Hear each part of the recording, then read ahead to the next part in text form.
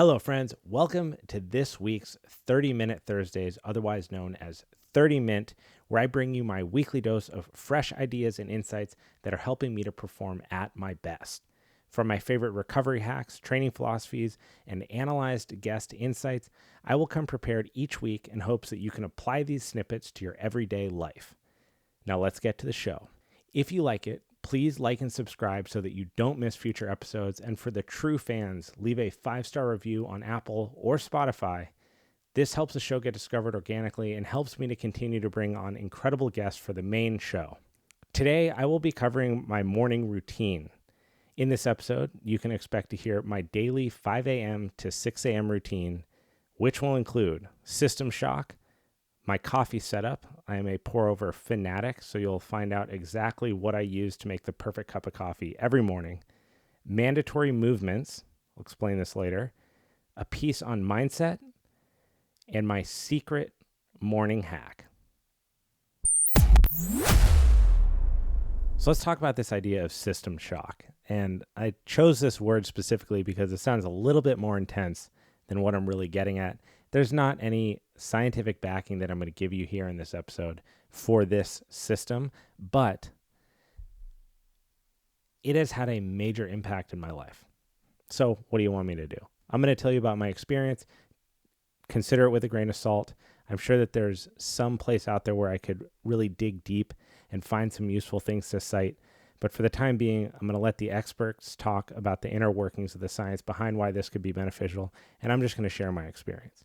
So when I recorded episode 67 with my friend Benjamin Chen, who has been doing jiu-jitsu for a long time, he holds black belts in 3 different disciplines. He's going to crush me if I get this wrong, but Hapkido, Aikido, and now jiu-jitsu. And I was asking him about how he stays young on the mats. And one of the things that he talked about is nothing new, but it was cold exposure. But it was the way that he talked about cold exposure that really caught me. Now, I grew up in Colorado. I grew up in the winter. The cold was something I dealt with, but it definitely wasn't something I loved. And you are not going to find me in the middle of winter getting into the river for some physiological benefit. You could have showed me all the stats, all the data, the whole nine, and I literally would have laughed in your face. So when I was asking Ben about how he keeps so many days on the mats across multiple different martial arts, multiple disciplines, while running a company, being a successful man, how does he do it? One of the things that he did is cold showers. Now, I've heard about cold showers before. I've been told to do them before. I've even tried to do them before. And I absolutely despised getting in cold water, whether it was in the afternoon or the morning, unless it followed a hot day on the beach. So when Ben told me this, in addition to other things he does, like cold plunge at 39 degrees every single day after training, all of this stuff to help reduce inflammation that's caused on the mats, to help him recover so that he could show up the next day. I later thought this guy was crazy. I mean, there's no way that you're getting me to get in a shower in the morning, ice cold water, all year round. I get up at 5 a.m. every single day because I have clients at 6. So to do that just sounded ludicrous. And for what? So that I could just wake up? But we got talking about it. And I had been pretty invested in hacking my evening and my morning routine. As I've talked about in the episode with Dr. Jennifer Martin about how my sleep got overhauled after her seminar, I've become more and more invested into figuring out the best way to handle my morning and the best way to handle my evening so that I can continually do the things that I absolutely love to do, which is train hard and then live a life full of activity. So Ben and I are talking, and we basically whittled it down to I could commit to trying, and I really don't mean any commitment beyond that, but I committed to trying to do 30 seconds in colder water. Now, I tend to be a 0 or 60 person. It's very rare that I'm found caught in the middle of something. I'm either in or I'm out. I'm either training jiu-jitsu and I'm training 4 days a week while strength training, and I'm strength training so that I can do jiu-jitsu better, and I'm trying to do all the things in my life to the next level, or I'm just not very interested. So I started with 30 seconds, and I made a tally mark on my whiteboard here in my office. And I did one day. I hated it. It was super annoying. I got covered with cold water. It was cold, shivering. It was annoying. It was the first thing I did in the morning. Well, without putting too much structure around it, other than just trying to do this 30-second mark, I ended up working myself all the way up to 3 minutes and then back down to what I found to be the most useful amount of time for me in this protocol, not in cold plunge. That's completely separate, and I'll do an episode on that later. But in this morning routine, the system shock is what I'm calling it for myself. About a minute is perfect. And so what I do is I set my timer to 1 minute and 5 seconds because I want to be in the water by the time the minute starts so I get that full minute. It's another mental win when I hit that 105. I know it's going to count down and there's no more bullshit. I got to get in. So Ben challenges me to do this. I start doing it 30 seconds in the shower. It has now been, including today while you're listening to this, 275 days consecutive. I have not missed a single day of taking a cold shower. The very first thing I do when I wake up, I get up, I turn my alarm off, and I walk to the bathroom, put my watch on, press the button for 1 minute and 5 seconds, and I get in the water and I rip the handle. I have done this in Prague, in Berlin. I have done this in Los Angeles. I've done this on the East Coast. I've done this every single place that we've traveled to since January when I did this episode with Ben. The coldest water I've ever come in contact with is in Mammoth Lakes, California, and second to that is Berlin, third is Munich, and fourth is New York City. There's something about this. And this is why I'm not really going to lean on the science. I'm going to lean on personal experience here. When I wake up in the morning, I wake up at the same time every single day, 5 a.m., because I start with clients at 6. That hour is very important to me. I feed the pets, I take care of everything, but this hour is super important to me because work has not begun. I don't have children yet. Children are not awake. My fiance is asleep. It's this 1 hour I get to the day where there's nothing bothering me. And getting up, getting out of bed, going to the bathroom, and getting doused with cold water is so many things to me. It's immediately starting the day overcoming something I don't want to do. And that sounds kind of stupid, but it is meaningful because there's so many things in the day that I don't want to do. I don't want to always show up to jiu-jitsu. I don't always want to strength train. I don't want to take the dog for a walk. I don't want to bring my car in to get an estimate. There's so many things I don't want to do. I would much rather just kick back and go surfing all the time. It would be great. I don't want to show up for every single training session. But all of these things are part of my life, and they're really important parts of my life. So starting the day off by just overcoming something that I don't want to do, I swear, it trains this part of your brain that I've never been able to really tap into before. Because let me tell you, at day 275, I look forward to it no more than at day 0. It is not something I want to do. I wake up every single day.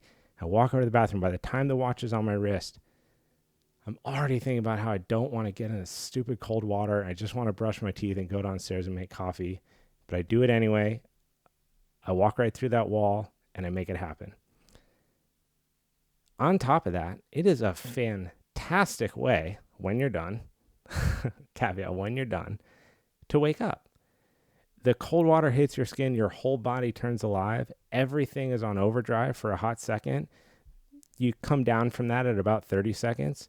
You dry off and you are up. There is no grogginess. There's no wiping the sleep off my eyes. I'm not moseying downstairs waiting to wake up. I am in a little bit of a daze when I get out of bed, but by the time I get out of the shower, I am ready to go. And that is invaluable to me. That's why I've kept it in my morning routine as an untouchable at 5 a.m. every single place that I'm at. Halfway across the world, it doesn't matter. This is a non-negotiable at this point in my life. It started out as 30 seconds of curiosity. Now it's something that I absolutely will not change. And by acclimating to the cold in the way that I have, it has really pushed me into fully respecting and loving cold exposure, real cold exposure, cold plunge, 39 degrees, 40 degrees. I just did it today over at DVC's Recovery Center in Carlsbad.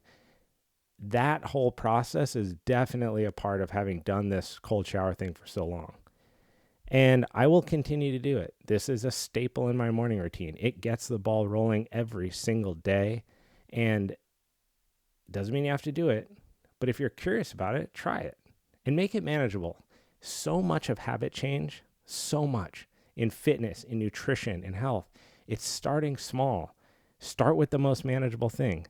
Maybe the science says that you got to be in the cold plunge for 3 minutes submerged in order to get the benefits on a physiological level. That's awesome. But if 3 minutes sounds insane to you and so you do none, well, now you're not getting any benefit at all. 30 seconds sounds doable but sucks and you can work your way up. That's a much better place to start than to just shoot for the fences and come up short.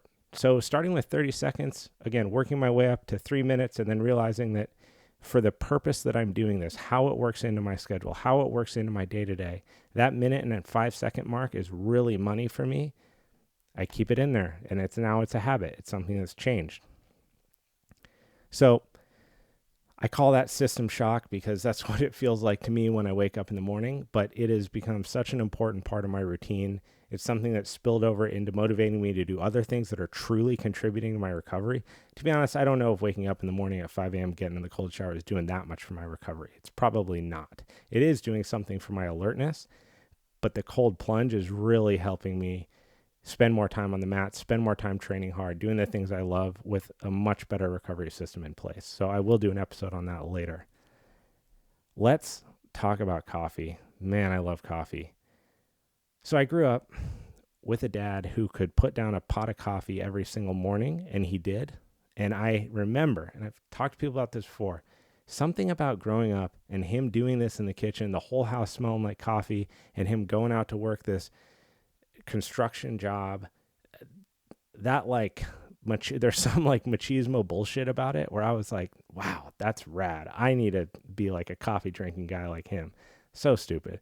Anyway, didn't drink coffee for a long time, started drinking coffee later in life. And then a friend of mine turned me on to pour over, which I thought was stupid because it takes time to make the same thing, I thought, as just a regular cup of coffee, which is what I had done. Anyway, fast forward, I go all in. I read this incredible book by a guy named Brian Jones called Brew. It's basically a coffee table book, but it gives you the breakdown of every single type of brewing that you can do, from cold brew to Kyoto to overnight. Everything is in there. It talks about espresso, so it's got a little bit of something for everyone. That'll be in the notes as well. Anything that I've talked about this in this episode. So that really outlined this whole pour over process to me. I also talked about this with jiu-jitsu legend David Garmo on episode 76. We went into quite a bit of detail. So if you want to listen to two jiu-jitsu and coffee nerds talk about coffee and jiu-jitsu, that's a great episode. Here's why I love cold brew.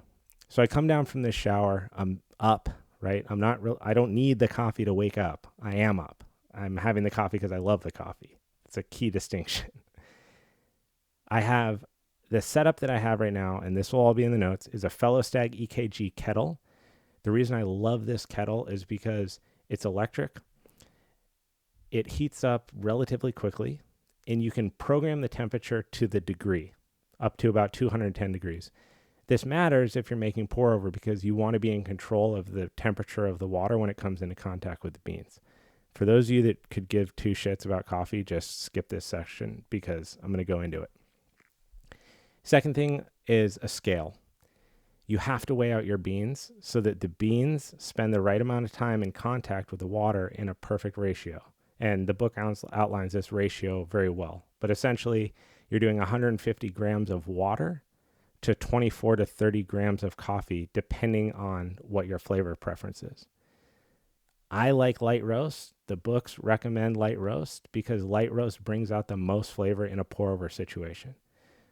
So light roast beans, medium, coarse grind, 24 grams to 30 grams, depending on your flavor profile, and 150 grams of water poured over in basically 50 grams. That's called a bloom, and then 100 gram increments after that. A bloom is when you pour 50 grams on the water hot and let it sit on the beans, and it releases the carbon dioxide from the beans. So it'll help the flavor profile of the coffee. So Fellow Stag EKG kettle, that's the best for control of the temperature. the Fellow Stag XF pour over set, which is basically just like an overpriced set of beakers from science class with some good branding on them. And then they make these specific Fellow XF filters. I've used a couple different filters, including reusable filters. I hate them. So these ones, although not most environmentally friendly, they're fantastic for the brewing system. I like doing pour over coffee in the morning because it takes time. There aren't that many moments in my life where I truly disconnect from thoughts about work, the podcast, client management, program design, strength training, jiu-jitsu. I'm always thinking about this sphere of things that I'm trying to figure out in business. And so this moment, as silly as this sounds, of sitting there, boiling the water, blooming the beans, pouring the coffee, and then getting this cup of an incredible flavor profiled coffee that you took time to make, I just like it better than drip coffee. Nothing against drip coffee. Can taste great. I like the process of brewing the coffee in the morning. It's somewhat meditative. Maybe it's like washing dishes or something silly like that. So if you're interested in coffee, if you're interested in pour over, if you haven't skipped this section, feel free to reach out to me. I'll send you all the stuff that I use. It's also in the show notes. It is a fun thing to get into because once you're in the pour over coffee nerd rabbit hole, it's deep. And there's a big community out there of other super nerds who care way more about coffee than I ever will. But it also makes it fun when you travel. When you go to a place in a different country, a different place, different state, and they do pour over, it's a fun talking point. It's something to nerd out over. It's more gear to care about. So your pour over setting and then how the coffee tastes is also fun. For me, it also makes me care a little bit more about the beans. Southern California, we got a ton of incredible roasters around, but being able to utilize the roasters for what they're really there for, which is quality bean flavor profile, and brew them in a setting that actually gives that back to you, I love it. So that's my coffee setup. Moving on, mandatory movements. So if we're looking at this schedule, right? Morning routine. I'll give you a little bit of a hack at the end of this, why this is all so important. Morning routine, wake up 5 a.m., bam, shower, cold shower. Hate it, love it. Downstairs, pour over coffee, feed the cat, feed the dog, give the dog his meds. Then I go into the gym and I do something called the Tibetan Rites. I read about this originally in a book called Breathe by James Nestor, one of my most gifted, most recommended books of all time. It changed the way I think about breathing. It turned me into a mouth taper, someone who used to snore chronically. I have since remedied that to a pretty significant degree, especially considering that I was in the phase of looking at 2 separate surgeries to go and get turbinates removed in my nose. It's a whole nother story. I'll probably do an episode just on this book because it literally changed my life. It turned me into a nose breather when I run. It really just opened my eyes. But one of the things they talk about in this book is lung capacity, our ability to process oxygen through our lungs and exhale carbon dioxide back into the world. This process gets affected as we get older. As our posture changes, we get more rounded shoulders, our head brings us forward, our lung capacity decreases. So it's harder to take deeper breaths as we get older, unless, of course, you're working on it. The Tibetan Rites, and pardon me for a hot second here while we get somewhat woo-woo, because this is not grounded in science that I've come across, but the Tibetan Rites are 5 movements, 5 body weight calisthenic movements designed, quote, to help expand this lung capacity and breath process. I've done them on and off. This might be the least stringent of my morning routine elements, but one that I try to truly keep in there as often as possible. I did them this morning. They are 5 movements. The way that you go through them from a trainer's perspective puts you through a couple different things. It puts you through hip flexion and extension. It puts you through rotation of your upper body. It puts you through cervical flexion and extension, abdominal stretching, core strength building. And if you do all the 5 movements, of course, they're linked below, while focusing on your breath the same way that you would do if you had been doing yoga for a long time, it's challenging. It's challenging, but it's also rewarding because the more you do it, you can feel that your ability to take a big, drawn in, slow breath through movement is there. And to someone like myself who spends a lot of time on the mat in a sport or an art form that demands that you have control over your breath, I'm invested in this from all angles, from static breath holds to movements that help me increase this capacity to just generally learning about my breathing and how I take in air and how I exhale carbon dioxide, what carbon dioxide feels like as it's building up in my bloodstream, which we can talk about later. These 5 movements are really great. But here's the other thing, and this has nothing to do with the intention of the perceived benefits that I've read about. It is very easy to get up, grab your phone, drop your neck down, start looking at stuff on your phone, mosey around doing a bunch of bullshit in the morning, and then sit in a desk and go to work. And then maybe later you take the dog for a walk, you're scrambling to get kids into a car, and then you sit in the car. Or you're scrambling to get to work and commute with friends, and then you sit in the car. Taking these 5 movements, doing each one, the protocol is 21 times per movement, which is, to some, it will feel like a workout by the end of it. But I do, to start again, if you've had a hiatus, between 10 and 15 movements or reps per movement.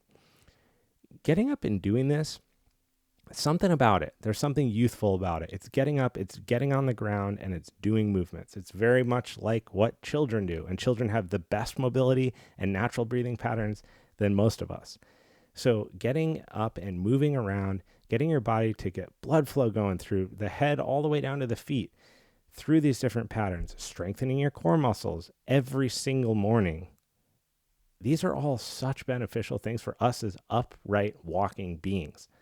So if you care about not having incredibly tight hip flexors, if you want your mobility and your flexibility, if you're sick of your back hurting all the time and you want more stability around your lumbar, if your neck's always tweaked, doesn't have to be these 5 movements. It could be a morning vinyasa flow. It could be a morning stretch protocol. It could be neck rotations and nerve flossing that you do every single day to take care of your body. But what I like about the Tibetan Rites is it was given to me in a very deliverable, digestible moment right when I was really privy to this stuff.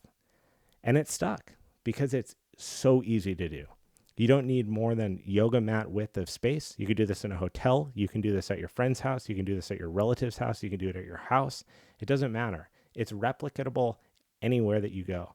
That is a very important part for me. Those habits stick. It's just like the shower thing. I can do the shower anywhere that I am, ever.